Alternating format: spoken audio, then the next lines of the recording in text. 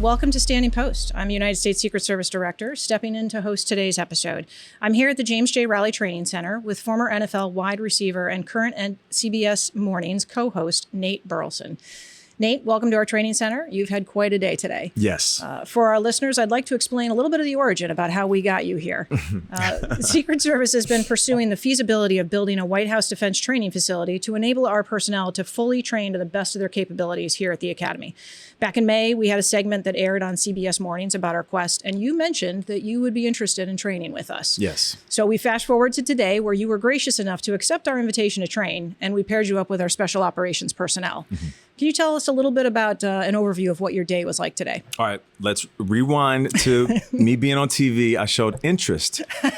A few of you guys took it as a challenge. Oh, sorry. And that played out in today, but I welcomed it. No, all jokes aside, today has been the most eye-opening experience I've had in this media space. And I've done some pretty cool things.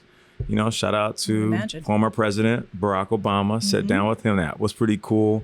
Michael J. Fox, Bill Russell, Barry Gordy, just to name a few.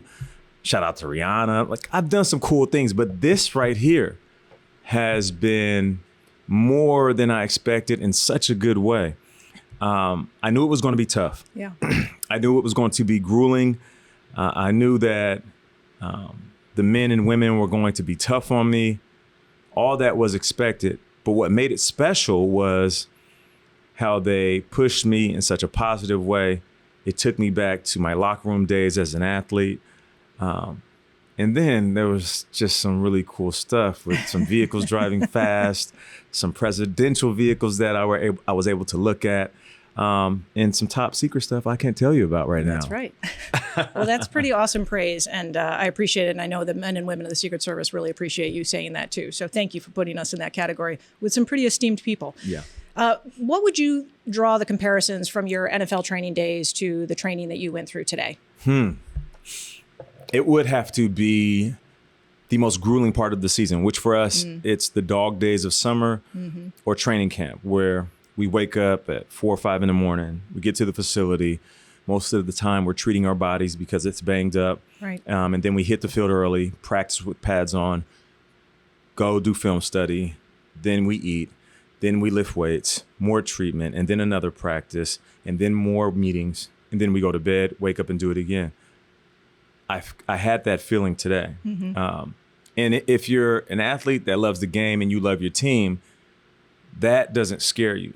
What scares you is letting down your team. So today was unique because there were these parallels that I was drawing in my mind. And even though they were one-day teammates, there were moments where I did not want to let down the team. I mean, when I went through the water and I'm bear crawling, and then from there pulling the sled, and then the tower. Oh my goodness. The kettlebells up the tower almost destroyed me. And my mind and my body said, what are you doing? We don't do this no more. You haven't done this in decades. Right. Like, I don't understand it. We're going to give out on you any second. You should not be doing this. That's what my body was saying. But everybody else was saying, you got this. Right. Come on. Right. Push through. Do it for us. We got your back. Don't give up. And I love that, because when you start to second guess yourself, if you have the proper family, which is what a true team is, around you, that voice in your head will get quieter and quieter, slowly dissipate, and it will leave your head because the voices around you will be louder. Now, you might still be thinking the same thing, but you don't hear your own voice anymore. You hear the collective saying, you got this. And that's what got me through. Well, I can guarantee you that the teammates that you worked with today probably felt the same way and didn't want to let you down either. So yeah. I think there's definitely some similarities between the mental and physical aspect of it that you went through when you were in training camps and the type of training that they did today. So. Yeah, no doubt. In the motorcade, protecting the president, hopping out, and, making sure we understood where the gunfire was coming from, and then setting the perimeter afterwards. Doing that over and over and over again. And then finally on the last rep, it felt good to me. And it's just it's so similar to playing a sport or really any craft that you love. Right. You do it so many times, you beat on your craft as much as you can until those repetitions become second nature. Yeah, I think that teamwork that you speak of is really important. And I know that at the Secret Service, obviously, we operate as a team. You did today. You do that when you're on a team, and you were playing on the number of NFL teams that you did. And so when we go out and we're recruiting, we're always talking about, part of that teamwork. And I think I'm hoping that being part of the Secret Service, when we're recruiting new folks, that they want to be part of that team. They want to be something, part of something bigger than themselves. And I think that this has a lot of applications to a college athlete or somebody who played professional sports. Yeah, listen, this is going to be one of the first things I say when guys are looking for their second chapter. Whether you're done in high school, college, or you play professional sports, this is a great place. One, immediately you get the locker room feel. Right. We have this discipline that's instilled in us from a young age because we show up to practice and it's our coaches telling us that we have to do a certain thing in order to accomplish a goal. Right. And that's what it is. When you're part of the Secret Service, it's an objective every day to make sure that you complete that objective, go home, go to sleep, wake up, do it again. So I would definitely be a guy that will tell athletes that this is a place that you need to pursue. Now, it's not going to be easy, but anything worth it isn't easy. Yeah. And the great thing about athletes is we've been through some of those grueling moments in our career. So even within the fatigue, I think we will be reminded once we get to the other side, like you said, there are certain things about this job that are special. You get to travel. It is exciting. And on top of that, you are doing something that you get to hang your hat on for the rest of your life. Right. There's not a lot of people that can finish their lifespan and know that they were heroes. Never saw myself as a hero because I've met men and women that do what the Secret Service does. And I think if you allow yourself to pursue this job, you can put that cape on. You can wear that every day proudly, and that's special. Yeah, I appreciate you saying that, and I'm sure that there are many in law enforcement that appreciate that sentiment. And it is, you are true. It's often unspoken, and people don't appreciate those that are in law enforcement or our veterans, for that matter, enough. So I appreciate you saying that. What do you think your favorite part of today was? That's a good question. It's a big smile. Favorite part. I think it was the downtime with the fellas. When you leave the NFL, there's nothing that can replace the locker room. The camaraderie. Yeah. And that's why there's a huge void when athletes retire. And they so desperately search to fill it, sometimes with good things, sometimes with things that are detrimental to their lives. But, today it was like I was transported 20 years ago. Yeah. And we were kicking back in the car, driving to the motorcade, or we were sitting back preparing for the next spot of the day, even in the classroom. And we talked about everything from the Secret Service, sports, life, love, kids, workouts, training, stress. And that type of male bonding it's beautiful. And you don't get it often. Yeah.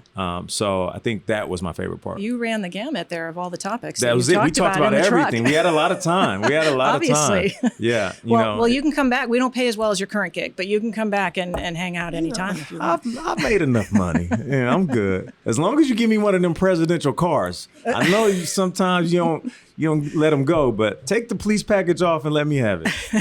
It's funny you talk about the camaraderie because we often talk about that on our job, and we'll have, my career so far has been 28 years in the Secret Service, now heading it as a director. But it is those moments when you can be in the worst location on a trip in the world and staying in a terrible hotel. Yep. The plane's broken down, you're delayed, whatever that might be. But if you are with a good group of people and you have that camaraderie, it makes all the difference in the world. And suddenly it's kind of a great trip. It makes it all worth it. You could be in the most unassuming location and just that group will tie it all together. Or you could be in places like Argentina. We were talking about it, and one of the fellows was like, we were with the president and we landed in Argentina. I'm like, wait, you were in Argentina? Did you have any downtime? He's like, yeah, we had, it's built in. You have Right. a little bit of time to experience. And he said, I've been just about everywhere. Yeah. I'm like, what do you mean everywhere? Are you exaggerating? He's like, no, I've been just about everywhere. Yeah. And that is pretty damn cool. I know a lot of our folks keep maps at home, and they'll put a pin in it for every location that they've been, and you're hard pressed to find how many another jobs job out there right, that does will that. allow you to do that and allow you to experience those places if you go. Yeah, you get to be a there's not too backseat to many. history for Yeah. sure. It's Yeah, awesome. no doubt, a backseat to history. What do you think was the most unexpected thing today that you experienced? Crawling through the creek. I can't believe they made you do that. Yeah, you can't believe. I can't believe it. I'm like, y'all gave me this outfit just to get it all muddy. He's so like, sorry. get in the water, Nate. Get.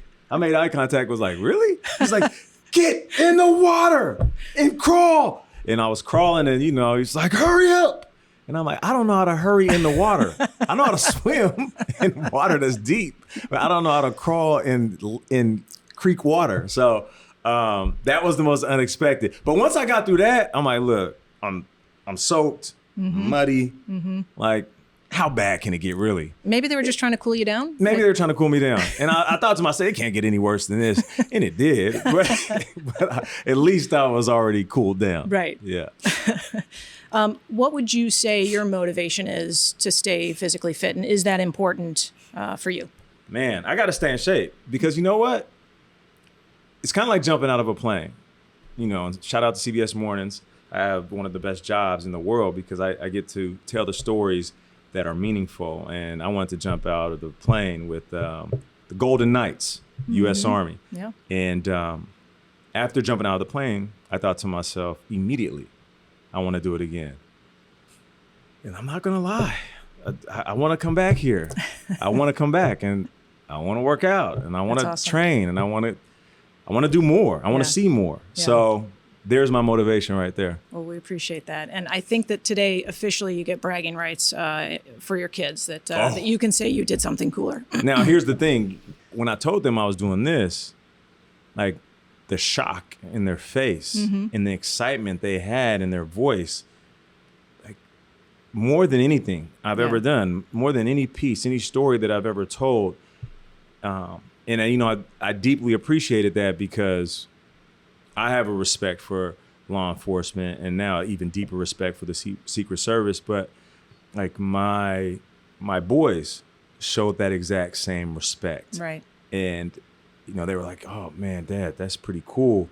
Send me pictures and videos and tell me what you did and tell me about the weapons and the courses and how tough it is. Tell me about the men and women you meet. So for them to be excited about this, that made me feel real good. Well, now when you go home, you can use the line that we do. You can say, hey, listen, I can't talk about it. I'm sorry. It's all secret. Yeah, that's official. Yeah, I'm going to say that because every time people say that to me, I'm like, really? You can't talk about it? But now I get to say it. That's right. You're part of it. I'm part of it. No doubt. So all of the protectees that we have get a call sign. Okay. What would you want your call sign to be if you were one of our protectees? That's a good question. My nickname in high school was Cadillac because I was, I was smooth when I ran my routes, and when I turned to break a guy or shake a guy, it was really smooth, like a Cadillac hanging a left. But I don't want to be the same name as a vehicle used. Right. So can I go with Cat Daddy? You can. Okay, yeah, I'm going with Cat Daddy. We can officially dub you Cat Daddy. That's what I'm talking about, yeah. Although I hear you also have another moniker that you go by because you rap on occasion. Oh, New Balance. Yeah, I can go by New Balance too because I'm bringing a New Balance to the cats. I like it. Yeah. And you trained with the cat team today. Exactly. So, all right, our counter assault team. So. Yeah, shout out to the counter assault team. The best in the business. Well, thank you for that. Yeah. I think today was a great day, and we appreciate you coming out here to our and training facility. Every unit, by the way. Yeah, thank you. But I was rocking with the counter assault team today, and they were great. Well, thank you so much for coming out to train with the men and women of the Secret Service today. Of course. I know that they got as much out of it as hopefully you did. It's been an awesome opportunity for our audience to hear from you today and to hear about what your experiences was like. And it's been an absolute pleasure hosting you. So thank you. Thank you. I appreciate you. Absolutely.